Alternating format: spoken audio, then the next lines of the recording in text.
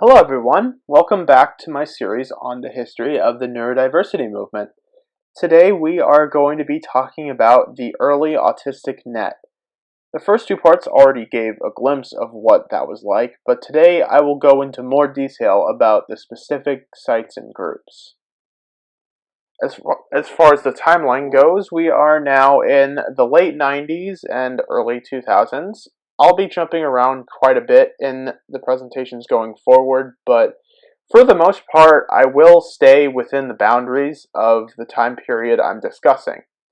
The neurodiversity movement is still fairly young compared to other movements, so I think it makes sense to do this.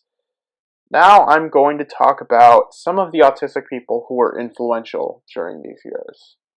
Before I do that, I need to get this out of the way. Many people assume Temple Grandin was the first autistic self-advocate. While she was the first openly autistic person to gain a celebrity status, and she's probably the most widely known autistic advocate, she was never part of the neurodiversity movement. She never claimed to be, and quite often her positions are actually contrary to what most neurodiversity advocates push for. This could be chalked up to the values she grew up on and how she was essentially handpicked by neurotypicals to be an autistic spokesperson, but she is not part of the neurodiversity movement. So for that reason, I will not be discussing her much. Plenty of autistic people look up to her and take inspiration in their own advocacy from Temple. That is their prerogative. Plenty of other non-autistic people admire her. I personally am not a fan of Temple Grandin, and I know plenty of people who also do not view her favorably. But more power to the people who do. Mel Baggs is a very important figurehead of the neurodiversity movement. Um, Mel was certainly influential in how this movement is now, and hopefully will always be. Mel used she, her pronouns, so SIEHIR pronouns, though was not super adamant about which pronouns you used for here. She was mostly non-speaking and used typing to communicate most of the time. She also required round-the-clock care. Unfortunately, Mel passed away in 2020 at age 39 of medical neglect. Some of Mel's popular works include the YouTube video In My Language and the website Getting the Truth Out. In My Language was a video that showed Mel stimming in her home in the first half, and then in the second half, Mel explained how this was how she naturally moved and communicated, and how a failure to understand her language was not seen as a deficit, but Mel's failure to understand other people's language is. Getting the Truth Out was a response to a series the Autism Society of America did that many autistic people, including Mel, found to be patronizing. Mel was a survival of institutionalization and often wrote about that and how the institution takes many different forms. I will be talking a lot about Mel in these videos, so this is far from the only time you will see her mentioned. Laura Tasonchek was the webmaster of Autistic.org, which you will see me talk about more in a bit. Mel also helped manage Autistic.org. She also created the Autistic Liberation Front, which you'll see me talk about more soon as well. She was close friends with Mel and also a survival of institutionalization. Laura is still alive, though she is not active on the internet. She has been an activist for a long time. Some of her work from before coming to the autistic community was organizing an underground newspaper in high school, being part of a Chicago working class youth movement known as Rising Up Angry. She distributed leaflets for the defense team of an imprisoned black anarchist named Martin Sostre, and she picketed for the United Farms Worker Union, among other things. Laura makes it clear that she was not the mother of autistic activism because it was a collective effort of many people. She got her start in activism after witnessing the Fair Housing Campaign, which was a series of protests in Chicago that Martin Luther King Jr. led to desegregate neighborhoods in Chicago. Many of the people who were violent towards the black activists were also her school bullies. This inspired her to become an activist herself. I've talked about Kasiana a little bit already, and we'll talk about her more, but here she is. Kasiana first became active in autistic spaces in 1999, where she was still in high school. As I've stated before, she coined the term neurodivergent. Kasiana is still active in advocacy today. She's what is known as Hapa, a Pacific Islander term for mixed race. She's part Japanese, part Mongolian, and mixed in with some European ancestry. Kasiana also really likes gymnastics, specifically tumbling. Since I'm going to be talking about Kasiana a lot in these videos, I'm going to save the other details for later. The last person I'm going to highlight here is Phil Schwartz. Phil was part of the organizing committee for Autreat and presented there often. He is now in charge of organizing Autspace, a continuation of Autreat. Phil is both openly autistic and a parent, which was rare in the 90s. He was also one of the first autistic people on record to be outspoken about applied behavior analysis. I'll go more into detail about that in the next video. Phil also helped with Autistic.org. So what exactly was Autistic.org, you may ask? Autistic.org was the first known website that was created by and for autistic people for a political purpose. Before this, there was Usenet and Listserv, but as the internet grew and the World Wide Web was introduced, Autistic.org came into existence. It went live in 1998 and its server shut down around 2012. It can still be viewed through Web Archive. It subverted many of the common tropes used by parent and professional-run organizations, namely the Autism Society of America. Its tagline, "The Real Voices of Autism," is a reclamation of the Autism Society's old slogan, "The Voice of Autism." You're going to see quite a bit of opposition to this organization from these days, like you already have from the formation of ANI and Autreat. There was plenty of animosity towards the Autism Society, but there was much less with their local chapters. The Autism Society of America is decentralized, meaning the individual affiliate groups are loosely connected to the national organization and have plenty of freedom as to what they can do compared to their national chapter. Other organizations like Autism Speaks are much more uniform across chapters. The Autistic Self-Advocacy Network once did chapters, but now does affiliate groups like the Autism Society. Autistic.org had an internet relay chat channel, also known as an IRC channel, connected to their website known as AutFriends. IRC channels were ways for people to connect and chat using instant messaging online. It was similar to AIM, though was different software, like how Firefox and Google Chrome are both internet browsers. Autistic.org used a lot of satire, as you can see here with the Institute for Study on the Neurologically Typical, which was a parody of centers that study autism and other disabilities that often pathologize people they are studying. This turns that concept on its head and examines neurotypical non-disabled people using the same methods that are used to study disabled people. There are these pins that I believe were designed by Laura and sold for $1.25. As you can see here, there was opposition to the puzzle piece symbol that is often used for autism. The puzzle piece that was first used by the National Autistic Society in the 1960s showed a crying child. It was meant to symbolize how autistic people suffered from a puzzling condition. Since then, it's been used in many contexts, mostly by non-autistic people, since much of what it's been used for has either been to describe autism as a puzzling mystery, or because the imagery feels very childlike and thus infantilizing. The popular opinion of the neurodiversity movement has been that it is a hate symbol. Autistic.org is the first recorded instance of opposition to the symbol. The puzzle piece in the one symbol is purposefully shaped like a stick figure to show that autistic people are people and not puzzles.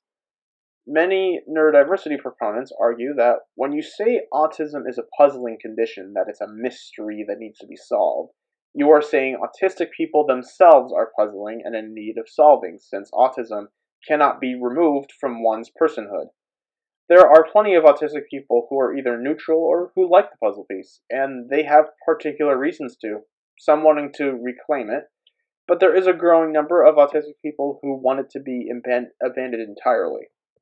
The infinity symbol you have seen in these videos is often preferred.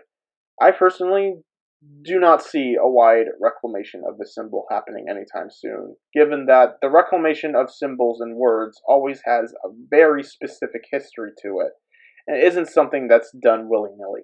And there are already things that have been reclaimed that you've seen in this presentation, like the Autism Society slogan, that were done much more deliberately than what most people propose when it comes to taking the puzzle piece back. The Autistic Liberation Front is not an actual organization, it's more of an ideology than anything. Anyone familiar with the gay rights movement will recognize the similarities to the Gay Liberation Front. And this was done purposefully. Laura Tasanchuk is a lesbian, and like Jim, did plenty of work in the LGBT community before coming to the autistic community. The neurodiversity movement has the DNA of other social justice movements, particularly the disability rights movement and the LGBT rights movement. Viewer discretion is advised for the next slide. I'll leave a timestamp for where to skip if you don't want to see it. Pictured here is a very graphic image of a fetus's mangled body parts in a trash can outside of an abortion clinic. This is meant to portray what a cure for autism would entail. There was an organization that existed before Autism Speaks absorbed them called Cure Autism Now. Their mission is pretty easy to guess from their name, and plenty of autistic people took issue with the priority of finding a way to prevent autism, as there still are now. There was a rally several autism professionals held in Washington, D.C. in the year 2000. It was a rally for national autism awareness that strictly portrayed autism as an epidemic, something that needed to be cured immediately. There were people there who entertained the idea of autism being caused by vaccines, which will definitely be talked about more in future videos. There was one openly autistic person who spoke at the event. The rest of them were parents and professionals, one of them being Bernard Rimland, an infamous figure in the autism world for his dubious theories on the causes of autism and ways to treat it. He thought autism was caused by a leaky gut. The autistic community was furious about the event. There were several messages about it on Autistic.org, and there was also a template for writing a letter to representatives to counter the rhetoric that was used at the event. There were also parents who were concerned about it. Not much is known about the event itself. There isn't any video, and nothing on Autistic.org goes into detail about how the organizers of the event responded to protest. What it did do, however, was exemplify autistic people speaking up about how they were being spoken about, and that if one is to speak about autism, then they should expect autistic people to have an opinion on what is being said. Nothing about us without us. Another way autistic people organized over the internet in the early days was through a life simulator game called Second Life. Second Life is kind of similar to The Sims, if you're familiar with that game. Several disability subcommunities mingled over Second Life, and the autistic community was one of them. Being able to interact with virtual avatars instead of face-to-face reduced a lot of stress that came from in-person interactions. It did come with its limits, however. For example, if someone teleported to one of the virtual spaces known as Sims, not to be confused with the game The Sims, and there was no one else there, they would be all alone. There was also a learning curve that came with using the software, and if you wanted to find a particular location, you'd have to find it on your own. Cyberbullying was also a problem, as it is with any virtual space. For autistic users specifically, Second Life sometimes caused sensory overload, though they were able to control and play with it. The Autistic Liberation Front had their own sim on Second Life, where many users from Autistics.org congregated. If I click on the link here, I can go to the Flickr users category and find snapshots of what the Autistic Liberation Front exhibit looked like. They have a memorial for autistic children. I'm going to have to wait for this ad. They have a memorial for autistic children who were murdered by their caregivers, which may have been a precursor to what is now known as Disability Day of Mourning, which is observed every year on March 1st.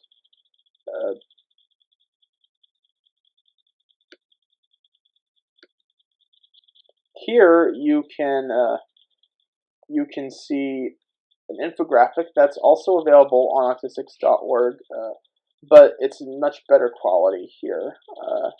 It's supposed to be a parody of the typical fear-mongering statistics you see about autism. There is also, I am not a puzzle, I am a person, as well as one of the greeting cards you can find on the site. If you try warping to these coordinates now in Second Life, you won't be able to see most of this. They have a picture tour on Autistics.org, but the pictures themselves are blanked out on Web Archive. So shout out to Rosefire Rising for taking these. They contributed to the preservation of autistic history, whether they intended to or not. There were several other websites and similar organizations that were part of Autistic.org's network. These are a few of them. From left to right, there's the Autistic Truth and Justice Commission, Autistic People Against Neuroleptic Abuse, and Children Injured by Restraints and Aversives. The Truth and Justice Commission reported on abuses done on autistic people around the world. APANA was a group started in Europe by Dinah Murray in 1998 that aimed to combat the overprescription of drugs to people with intellectual and developmental disabilities. This is something done often to people with disabilities, and it's also known as chemical restraint. CIBRA was run by parents of autistic kids who were physically restrained and given aversive treatments in therapy and institutions. It consists of several horror stories that are emotionally hard reads. Many of the stories are of ABA sessions, showing some early opposition to ABA. We will talk much more about ABA in future presentations. The Autistic Adults Picture Project was a website that you can still visit without Web Archive. It shows the profiles of several autistic adults who submitted materials for it. It was meant to show that autistic adults exist and can live meaningful lives. This was during a time where many people, including professionals, thought that autism was only present in childhood. There are still plenty of people who think this. It was started by Janet Norman Bain and Camille Clark. The People section of Autistic Archive is designed after this. I thought it'd be a nice callback. Many of the websites and forums around this time were on Yahoo. This included GeoCities, which was a way for you to make personalized web pages without having much knowledge of HTML or other web programs. I'll talk more about some of these pages in later videos. The aforementioned picture project was started by GeoCities users. Another Yahoo feature that many autistic people used to organize was Yahoo Groups. Yahoo Groups was a way for people to subscribe to email lists where they could view and share photos, vote in online polls, hold forum discussions. Most of the activity on Yahoo Groups lasted between the early 2000s and the early 2010s. Due to inactivity, Yahoo Groups closed their servers in 2019. Many key parts of the autistic internet history were through discussions on Yahoo Groups. Many people thought that the closure of Yahoo Groups meant this content was forever lost. However, an internet archive team called Save Yahoo Groups archived a lot of what was on there before they shut down. I got in touch with the team and they sent me a ton of data from autism and disability-related Yahoo Groups. So the contents have not been lost forever. You will see me refer to what I recovered quite often. I don't have everything, but I have many important developments. It's like they say, the internet is forever. And that is all for today. That was a lot of content I covered, and from here on out, expect these presentations to have just as much featured as there was today. If you have any questions or comments, I would love to hear them. I think there's a lot we can take away from this. My name is Our Idol, and thank you for watching. I will see you next time.